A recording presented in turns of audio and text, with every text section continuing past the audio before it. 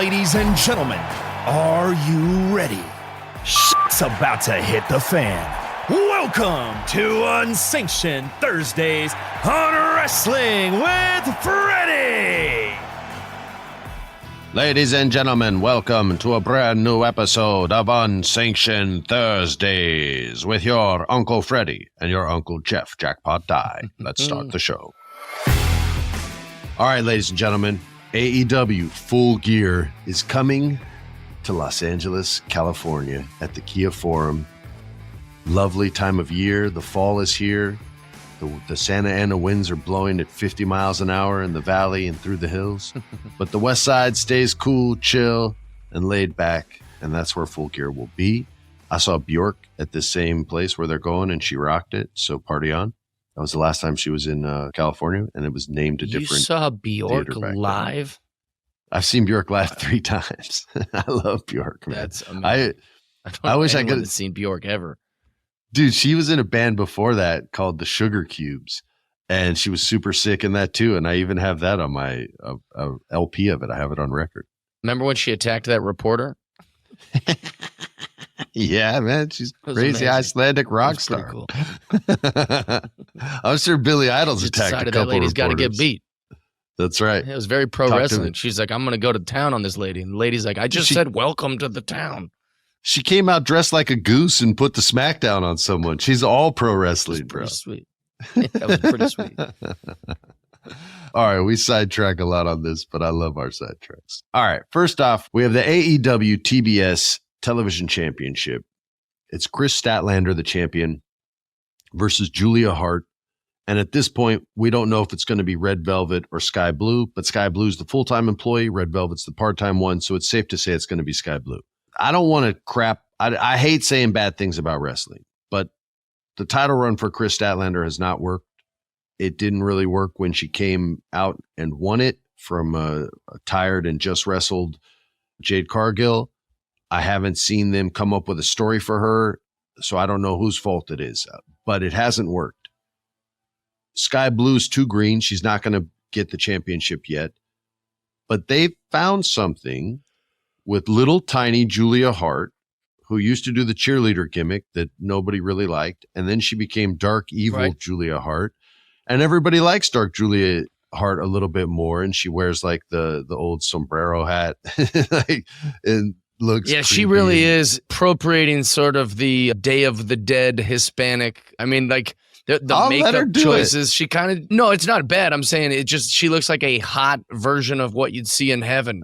You're like, oh, wait, that skeleton's got some meat on its bones, doesn't it?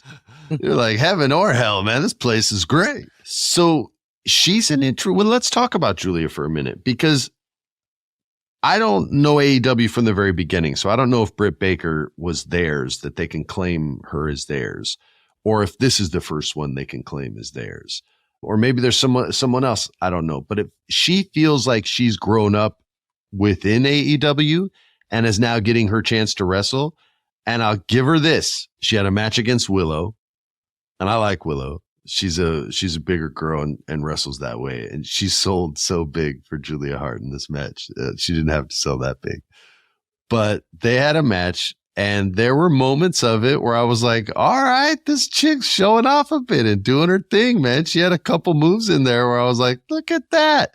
And I'm sure that she's working hard and understands that, she needs more reps and things like that. Everybody just needs time in the ring, right? That's why the house shows are so good, because you can kind of experiment and learn your craft on the road like they do in WWE.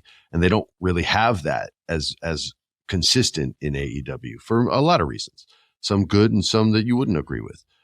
But Julia Hart, I think, has a chance to win this match. And I think the reason why is because it's going to be a triple threat, which means you can protect Chris Statlander and she doesn't have to be involved in the finish. She can be out of the ring selling an injury, and all of a sudden Julia Hart can get a move off on Sky Blue and get the victory and become their champion. And maybe, I don't know if she can act. I haven't really seen her do promos, but maybe there's something there in a homegrown talent that they've built up, and they can turn her into a next level champion. Maybe, but I think she's going to win this match. Jeff, what about you? If Julia Hart only becomes good 8 years from now, she'd still be ahead of all the wrestling schedule. Alex just texted that our producer just told me Julia Hart's only 22 years old. That's Holy incredible. crap. That's like, she's that's like already MJF in AEW style. and crushing it. She has a Full Gear match against the champ. Sky's the limit for her, knowing that. How but old also, is she? Yeah, she had a lot of 22. But she had a lot of like. My dad nice didn't little, make it past 22. You know how fast she's like, that's how, but I'm saying like my dad's career was fast. Like that's how fast this girl's career is going. She's already on TV. And she's great. And like you said, there was a lot of little moments in when you watch a wrestler where you go, okay, someone's learning some things. Like remember when David Arquette did his first, like whatever that's called, where you flip the guy, like when everyone go, hey, someone taught him how to do that thing down in Mexico. Yeah, man. So there's those moments with Julia Hart too, where you see it, you go, okay, nice. She's learning some tricks. She's learning some little things, which is pretty good. AEW Tag Team Champions, Ricky Starks and Big Bill. This isn't a match that I'm hyped about. It hasn't been really built up. It's got people in it that I barely even know. I know Roosh is cool, but I haven't seen too much of his mic stuff, and I haven't seen too many of his matches.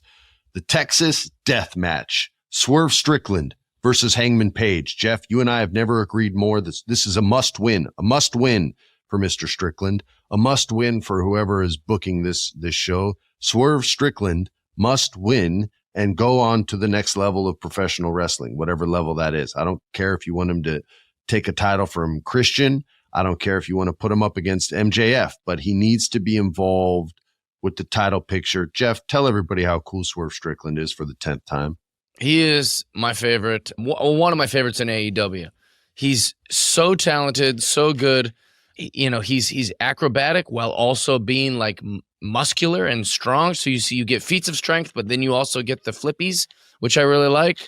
And also one thing about him that in my humble opinion, is you could watch him in a match with a big, strong guy. You could watch him in a match with Jon Moxley, but then you can also watch him have a great match with like Darby Allin. He's kind of got the whole. There's no limit for this guy, and I hope that means that he beats Hangman Adam Page, and then we get to see him in a higher level against the guys that are getting a little bit more main event status. That's what I hope. I hope that he beats Hangman.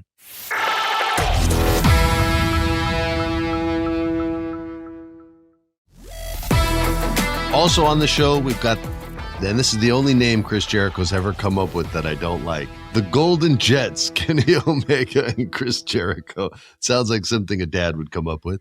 Versus Golden the Young Bucks, Jets. the Golden Jets. I'm like, you went from Les Sex Gods to the Golden Jets? Like, Les Sex Gods is awesome. You just threw a lay in there for no reason. He's trying to capitalize off of the Golden Bachelor, right? Like the guy that's, isn't that what they're calling him? That's, yeah, the one that sounds like Kermit the Frog, yeah. Have you heard him talk? So they're like Jericho and Omega. He's like basically saying like, we're older than these young bucks. We're golden, you know, like that's the new way to say old. Jets. My dad's not old. He's golden, you know. I hate it. So they're wrestling, and I'm sure it'll be great. There's 4 good guys in there. The International Championship is Orange Cassidy versus Jon Moxley. I think Moxley goes and gets his title back on that one. Jeff, I think you agree. I'm not a big Orange Cassidy guy. I know. The AEW Women's Championship, Hikaru Shida versus Toni Storm, the cinematic, the Betty Davis of professional wrestling. Yeah. She has completely changed her gimmick, and everyone seems to love it. And they love it so much that I think she's going to win, and she's going to have a pretty solid black and white title reign, which will be interesting for her. Look, I haven't loved every segment she's done with this, but I will say this. The gimmick itself is very, very, very smart, very slick, and she's doing her best with it, and she's making the most of it, and I think she's going to be a champion. Yeah, I'm not crazy about it. I don't get it. I don't know if it's, that's all. Oh, I'm like Marilyn Monroe, but I beat ass. You're like, I don't see it. I don't understand. So it's very, very confusing for me, but I don't have to get it. Not everything's for Jeffy. Sting, Darby Allin, and Adam freaking Copeland versus Christian Cage, Luchasaurus, and the young Nick Wayne, who just got a win over that Peacock dude. Triple threat. This protects the old guys. They don't have to wrestle all the time. This story can start to get to its focal point, which would be Christian versus Edge, versus Adam, which would be really, really cool. And then Adam Copeland can move on to what I would assume would be the world title picture because he's Adam Copeland. And it doesn't make sense for him to go after TV titles and things like that. He should be a top-level dude. And then finally, the AEW World Championship, MJF versus Jay White. Jeff, who do you have? Well, now there's also the Ring of Honor Tag Team Championships, which MJF and someone. Yeah, I'm excited about that. Versus the Guns. I love the Guns. Maybe it'll be an invisible wrestler. So we have that match as well. So Jeff, let's do some. Who do you got winning it? Who you got winning the Women's World Championship? Toni Storm or Hikaru Shida? I hope it's Hikaru Shida. I like her. She's cool. Hey, me too. I'm not crazy about the Toni Storm gimmick. I like Toni Storm. No hate. Just not a fan of what she's doing right now. So I got Hikaru Shida. Hikaru Shida. Talk to me about Sting, Darby Allin, and Adam Copeland versus Christian Cage, Luchasaurus, and Nick Wayne. I think this is your sleeper match of the week. I think that this is going to be. I think this might steal the show, or it has potential to steal the show. It's Edge versus Christian, aka Adam Copeland versus Christian Cage. But I think that this is, we've wanted this for a long time, and we're going to get to see it, which is really exciting. Like you said, we have Sting, Darby Allin, Nick Wayne, and Luchasaurus to kind of take the bigger heavy bumps and make some moments, but also kind of protect the older guys. But I think that they're going to go all out. Two best friends beating the shit out of each other, pretending that they hate each other. I think this is going to be really exciting, and it has potential to be the match of the week for sure for me. They've had this match in their pocket for 40 years, man. They've just been waiting for this moment. That's so why they're gonna crush so it. All right, dude. Who do you have? MJF and his soon-to-be announced opponent, or the Gun Brothers, the Guns? I hope the Guns win. I'm a big fan of them. I'm friends with them. I like what they do. Their intro is so sick. I think it's my favorite gold, intro. Man. Oh, it's so good with the spotlight. Oh, man.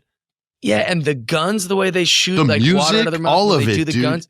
I've tried so to recreate that, and I don't know how he's doing multiple shots of spit with the gun finger at the. I was like, how is he holding water in while spitting some out and then spitting more out? It's pretty cool. I would say the Guns have the best intro coming down to the ring, and music combo. That whole intro is the best we've seen since the Attitude Era. Which in the Attitude Era, everyone had a great entrance. It seemed. Yeah, these boys, their intro is the money, dude.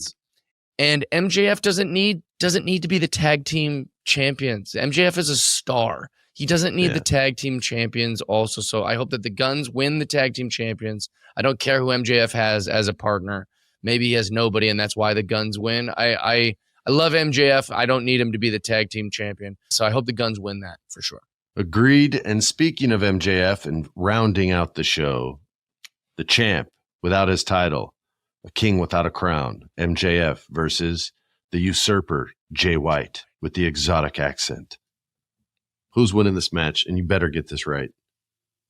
It's MJF. I mean, MJF he's the Otani of pro wrestling right now. He's in a tag team match and the AEW World Championship match. That's pitching and hitting, bro. This guy's he's doing double time on Full Gear. So he's the man. He's going to be the highest paid wrestler, which also is the Otani of pro wrestling. So I think MJF has to win. He's gonna win, and I would be furious if they put the strap on Jay White. No disrespect, Jay White, but you're no MJF. So I think MJF crushes this, and hopefully we get some sort of surprises to make me more interested in that match. Is that your hot tag of the week, or did you have another one? Because that was pretty hot, that tag right there. Yeah, that's my hot tag. That's my hot tag of the week. That was a hot tag, man. And I didn't pull away like Asuka did my girl Bianca Belair, man. Did her wrong. All right, everybody. Unsanctioned Thursdays. There was an old show in the 80s on HBO called Brain Games. And when it was over, you'd hear this voice go, "Brain Games is now over." And he sounds so sad. And so on that note, I'm going to give you the same farewell. Unsanctioned Thursdays is now over. This has been a production of iHeart's My Cultura podcast network. For more podcasts from iHeartRadio, visit the iHeartRadio app, Apple Podcasts, or wherever you listen to your favorite shows.